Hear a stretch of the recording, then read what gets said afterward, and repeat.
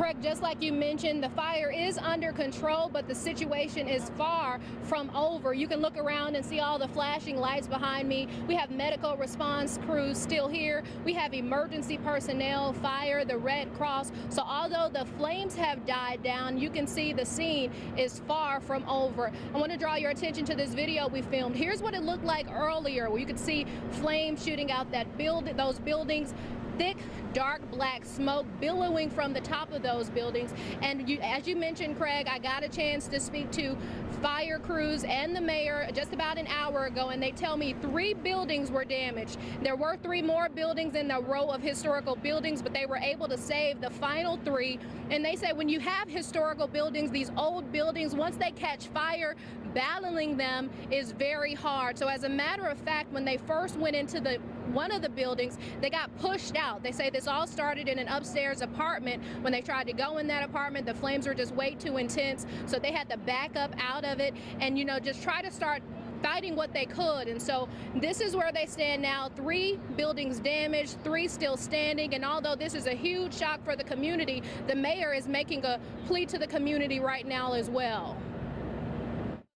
I will tell you, if you would, ask our citizens to be restrictive on the water, because we are using a lot of water to fight this fire downtown. And although these buildings are destroyed and those other 3 are still standing, the good news, nobody hurt, nobody killed. Now, fire crews say they will be out here throughout the rest of the night. They'll also have Main Street blocked off in the morning as they continue to work this scene and to make sure that people stay safe around these damaged buildings. For now, we're live on the scene on the story in Wagner. Katiera Winfrey, News on 6. Katiera, what can you tell us so far? Aaron, the lead homicide detective just got on scene, and although police have turned off their lights and sirens, you can look and see it's still a really active scene. And if you look down the road, you can see the evidence markers on the ground. And as you just mentioned, we know at least 1 person is dead, but we also know that there could be several more people injured in this shooting.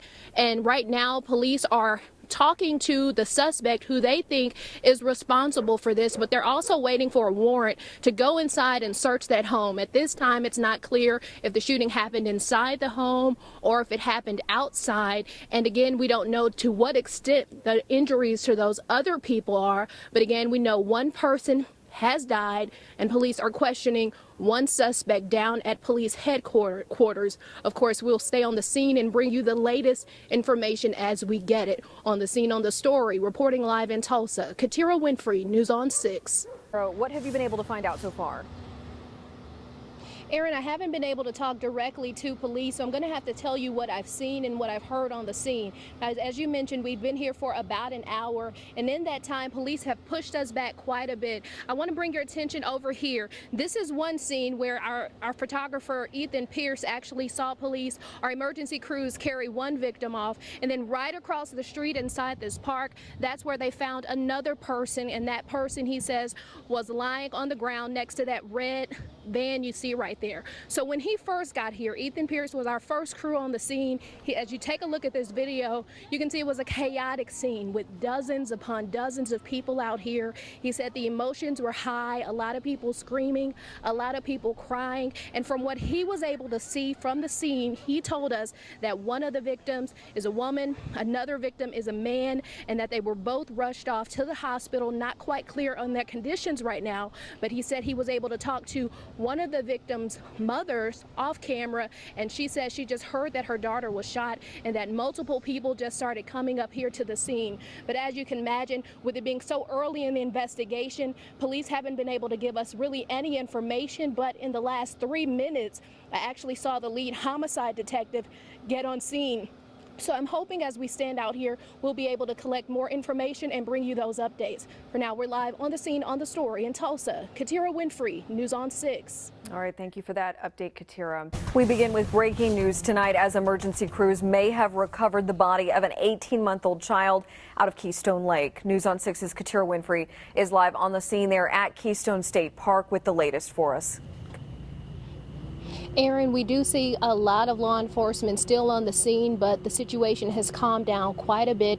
They've turned all their lights off, and so now they're just standing around. And so although the scene has calmed down, that sadness you feel in the air is definitely there. I'm still hearing potential family members in the distance crying. At one point, I heard a woman screaming, my baby, my baby. Now, about an hour ago, we stood here far away from the scene, and we were actually able to see some emergency crews working on something near the shore. Moments later, they grouped together and picked that up and carried whatever it might have been to an emergency vehicle. At this time, we still haven't heard official word from police right now, so we can only speculate or guess what might have occurred right there in front of our eyes. But we have been able to talk to a lot of people on the scene who say they believe, or they actually saw, an 18-month-old girl fall off a float. They said that the child actually had floaties on. Again, none of this confirmed from police or fire officials on the scene. There's so many different agencies out here right now, so it's hard to pinpoint who's actually taking the lead on this case. But again, definitely a sad situation out here. You have families out here for the holiday with their own children, and I know they are hugging them a little bit tighter tonight. As for the family coping with this right now, we can only send out our prayers and thoughts to them, but we will keep you updated when we get more information. We're live on the scene on the story at Keystone Lake. Katiera Winfrey, News on 6. Police say Sean Sexton shot up a home before firing shots at officers. News on 6 reporter Katiera Winfrey is live on the scene for us. Katiera? Aaron, police and investigators have just cleared the scene, and they actually just dropped off the suspect's crash Jeep. You can look and see the front end is bent in, and also a little bit in the back, you can see the back tire is blown out. And police and OSBI had 3 scenes to work today. They say this all started in Slick. From there, it progressed into Bristow and ultimately came to an end on Highway 48. And police say around 4 o'clock this afternoon, they were told to be on the lookout for Sexton. They said he had been seen shooting at a house out in Creek County. Police were waiting on him, and as soon as he spotted the police, they say he started shooting. He even hit one officer's car. The officer started chasing the suspect. Then another officer joined in the chase, and during the chase, police say Sexton kept shooting his gun out of the window. At one point, he shot a car passing by. That car ended up crashing on the side of the road.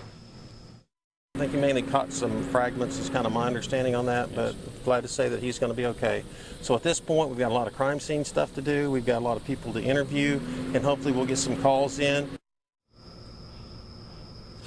And as I just mentioned, Sexton ultimately crashed out his car. He was taken to the hospital, and he will also be going to jail. Now, investigators still need your help. They say if you were driving down Highway 48 and saw anything, they want you to either call Bristow Police or the OSBI. Reporting live on the scene on the story in Creek County, Katiera Winfrey, News on 6.